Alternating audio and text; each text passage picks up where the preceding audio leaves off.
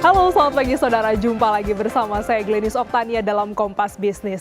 Di hari pertama pendaftaran pemilihan presiden 2024, indeks harga saham gabungan dan rupiah rontok. Investor asing banyak keluar dari bursa. IHSG anjlok 81,47 poin atau 1,18% ke level 6.846 pada penutupan perdagangan kemarin. Data perdagangan Bursa Efek Indonesia merekam total transaksi mencapai 11,34 triliun rupiah dengan volume 23,8 miliar saham. Dana asing yang keluar dari market juga menembus 1 triliun rupiah.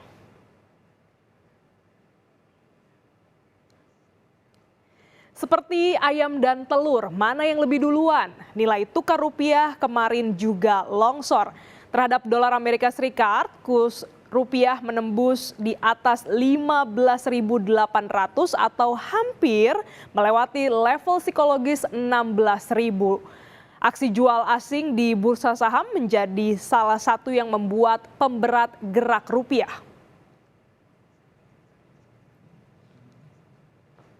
Tapi Bank Indonesia punya jawaban mengapa saham dan rupiah longsor. Merespons rupiah yang terus melemah, Bank Indonesia mati-matian menyelamatkan rupiah.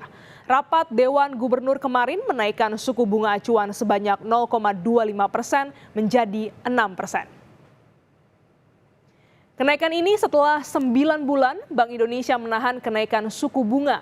Ada 5 faktor pendorong kebijakan moneter ketat Bank Indonesia. Gubernur Bank Indonesia Peri Warjio mengatakan faktor pertama adalah perubahan dinamika global yang sangat cepat dan tidak terprediksi. Pertumbuhan ekonomi melambat dengan ketidakpastian yang tinggi. Kedua, tensi ketegangan geopolitik meningkat yang berimbas pada kenaikan harga minyak mentah dan pangan tinggi. Akhirnya memperlambat penurunan inflasi global. Ketiga, suku bunga negara maju termasuk Fed Fund Rate ditahan lebih lama di level lebih tinggi atau higher for longer. Keempat, kenaikan suku bunga global tidak hanya jangka pendek. Dan kelima, implikasi faktor keempat, aliran modal keluar dari emerging market.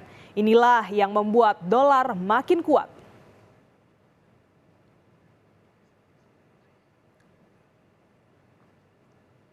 Karena 5 faktor tadi, Bank Indonesia mati-matian menyelamatkan rupiah dengan berusaha menahan dana asing yang ada saat ini lebih lama atau bahkan kembali menarik dana asing. Bank Sentral juga menambah 2 instrumen baru yaitu Sekuritas Falas Bank Indonesia dan Sukuk Falas Bank Indonesia. Tak hanya itu, koordinasi dengan sektor fiskal atau Kementerian Keuangan juga dilakukan sebagai bentuk bauran kebijakan. Pertanyaannya, bagaimana kita harus melindungi dalam negeri dari dampak meningkat tingginya ketidakpastian global? Oleh karena itu, saya sendiri juga berkoordinasi dengan Bu Menteri Keuangan. Sama-sama kebijakan Bank Indonesia, kebijakan pemerintah khususnya fiskal sama-sama memperkuat stabilitas kita, ketahanan eksternal kita dari dampak rambatan global ini dan sekaligus juga terus mendorong pemulihan pertumbuhan ekonomi dalam negeri. Bank Indonesia punya jamu, ada jamu pahit, ada jamu manis. Moneternya tetap pro stability diperkuat, makrobudensial sistem pembayaran, pendalaman pasar untuk pro growth. Itu kemudian kita perkuat baruannya. Bauran kebijakan. Tatanan ekonomi dunia kadang memang tak adil atau bahkan selalu tidak adil bagi emerging market seperti Indonesia. Awal bulan ini saudara, Bank Dunia menegaskan bahwa ekonomi Indonesia diprediksi tumbuh 5%. IMF juga bilang bahwa Indonesia dan Asia adalah mutiara yang bersinar di tengah kegelapan dunia. Namun harapan Bank Dunia dan IMF berkebalikan dengan gerak rupiah dan juga mayoritas mata uang di Asia yang justru jatuh.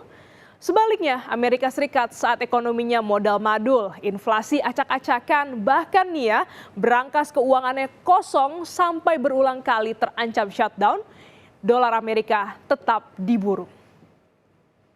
Kami tampilkan bagaimana gerak rupiah dalam sebulan sampai Rabu kemarin. Ini grafisnya naik, saudara. Ingat, pergerakan mata uang ini berbeda dengan pergerakan indeks lain.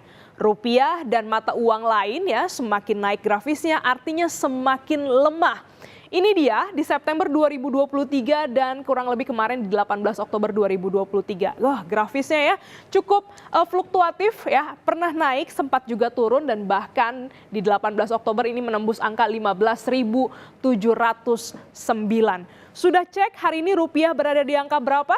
Tadi pagi sekitar jam 8 kami cek ini masih berada di angka 15.800 per dolar Amerika Serikat. Nah, saudara, jangan heran ya kalau Anda yang akan berlibur akhir tahun ini menukarkan dolar Amerika, harganya akan jauh lebih mahal. Nggak cuma rupiah, kurs lainnya seperti renminbi alias yuan Tiongkok, yen Jepang, bahkan mata uang asing negara tetangga Malaysia, Singapura, Thailand ini semua bergerak dengan pola yang sama.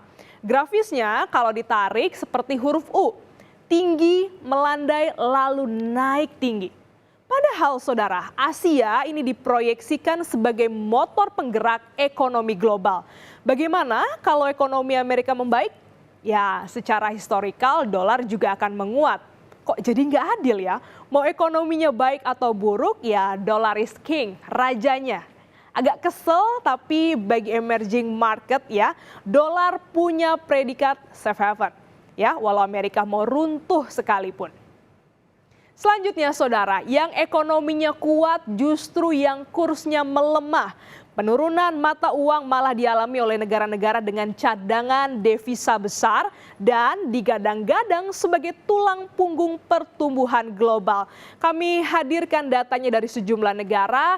Ini yang pertama yang paling tinggi ada China di sekitar 3.200 miliar dolar, Jepang 1.200 miliar dolar, ya. Terus ada juga 554,9, ada India dengan 521,4, Korea 417,3, Singapura negara tetangga kita ini ya 287,7, ada juga Thailand 202,3 dan Indonesia ini angkanya cadangan devisa negara ada sekitar 132,6 miliar dolar Amerika Serikat. Cadangan devisa ini erat hubungannya dalam menjaga level mata uang agar tidak terlalu fluktuatif. Ketidakpastian inilah yang biasanya membuat spekulan makin happy berada di pasar. Jadi yang dihadapi oleh bank sentral nggak cuma faktor eksternal, tapi saudara ada juga faktor spekulan. Kalau suku bunga Amerika Serikat naik, sudah pasti aset dolar yang diburu dan aset selain dolar seperti rupiah yang ditinggalkan.